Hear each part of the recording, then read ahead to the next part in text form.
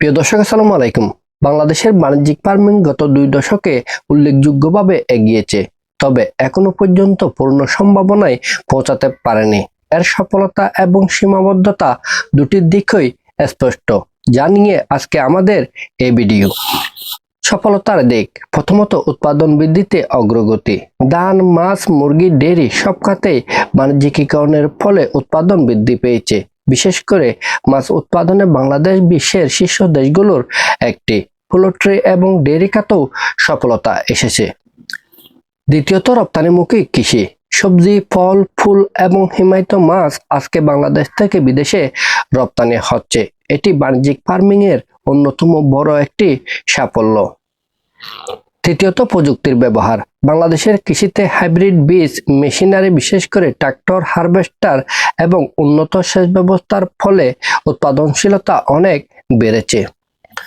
চতুর্থত, বেসরকারি খাতের বিনিয়োগ। অনেক বড় বড় কোম্পানি আজকে কৃষিতে বিনিয়োগ করছে, ফলে বড় আকারে বাণিজ্যিক ফার্মিং করা সম্ভব হচ্ছে। বাণিজ্যিক ফার্মিং এর সীমাবদ্ধতা: প্রথমত, জমির খণ্ডীকরণ। বাংলাদেশের জমি ছোট ছোট হওয়ায় অনেক সময় বাণিজ্যিক ফার্মিং করা অনেকটা কঠিন হয়ে পড়ে।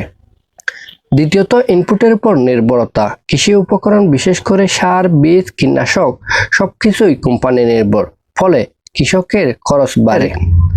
তৃতীয়ত, সংরক্ষণ ও প্রক্রিয়াজাতকরণের ঘাটতি। কোল্ড স্টোরেজ এবং প্রসেসিং সুবিধা না থাকায় অনেক সময় কৃষিপণ্য নষ্ট হয়ে যায়, ফলে কৃষকেরা ক্ষতিগ্রস্ত হন। এছাড়াও বাজার ব্যবস্থা দুর্বলতার কারণে কৃষকেরা ন্যায্য মূল্য পান না।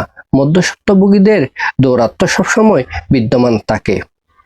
সার্বিক মূল্যায়ন: বাংলাদেশ বাণিজ্যিক ফার্মিং এ আংশিক সফল বলা যায়, যেমন ছোট এবং মাঝারি আকারের বাণিজ্যিক ফার্মিং এ সাফল্য এসেছে, কিন্তু বড় আকারের রপ্তানিমুখী এবং টেকসই বাণিজ্যিক কৃষিতে এখনো অনেক পথ বাকি।